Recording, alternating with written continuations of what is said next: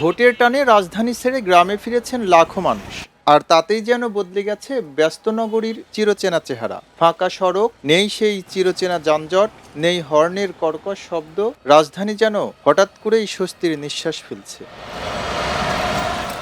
নগরীর প্রধান সড়কগুলোতে যানবাহনের চাপ অনেকটাই কম। প্রতিদিন যেখানে ঘন্টার পর ঘন্টা দাঁড়িয়ে থাকতে হয়, সেখানে আজ গাড়ি চলছে স্বাভাবিক গতিতে।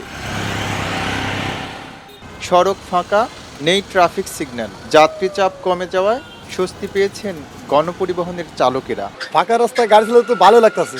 ফাঁকা রাস্তা তো কোনো জ্যামজট নাই, ব্রেক করা লাগে না, খালি যাত্রী লেগে খারাই আর টানি। যাত্রী আছে মোটামুটি, কিন্তু বাড়িতে যারা গেছে হেরা বাড়ি আসতেছে, ওই অনুযায়ী যাইতে খারাপ যায়, আইতে ভালো হয়। বাসের চালকের সাথে স্বস্তির নিঃশ্বাস ফেলছেন সিএনজি চালকও। ফাঁকা হয়েছে বিদে তো ভালো লাগতেছে, গাড়ি ঘোড়ার কোনো ব্রেক লাগে না, কিছু লাগে না, মানুষ নেই, আমরা খালি গাড়ি চালাতেছি সারা বছর। এইভাবে চাইলে তো ইনশাল্লাহ মোটামুটি মনে হয় ঢাকা, তাতে আমরা ভাববো যে বিদেশের সিস্টেমে হয়ে গেছি, আমরা অনেক ভালো লাগবে। আয় কম হলেও এমন ঢাকাই দেখতে চান তিনি। কামাই রুজি যদি একটু কম হয় তা আবার শান্তি লাগবে, কিন্তু শান্তি লাগবে কোনো বেশি যানজট হলে তো কোনো অশান্তি চাবি যায়। কামাই রুজি যদি একটু হয় কোনো অশান্তি।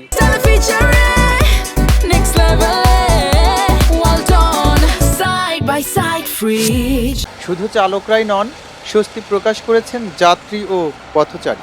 2 মিনিটের আইসা বলবো, এটা কোনোদিন কল্পনা করতে পারি যে রাজধানী এত ফাঁকা হইব আর এত সুন্দর হয়েছে, অকল্পনীয়, যেটা ঈদের ভিতরে এত ফাঁকা দেখি নেই। যে 2-3 দিন যেই ফাঁকা ছিল, কোনো বায়ু দূষণ ছিল না, শব্দ দূষণ ছিল না, যানজট, অর্থাৎ এক কথা বলা যায় জনদুর্ভোগের যেই সমস্যাটি ছিল সেটিকে এই 2-3 দিন পর্যন্ত ঢাকার শহরে এরকম কোনো চিত্র দেখা যায়নি।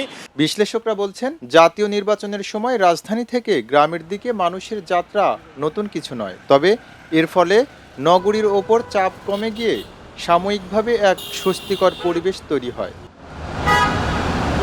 ভোটের আমেজে যখন গ্রামমুখী ঢল, তখন রাজধানী যেন একটু থেমে নিজেকে নতুন করে চিনে নিচ্ছে, কোলাহলহীন, স্বস্তির আর কিছুটা প্রশান্তির শহর হিসেবে।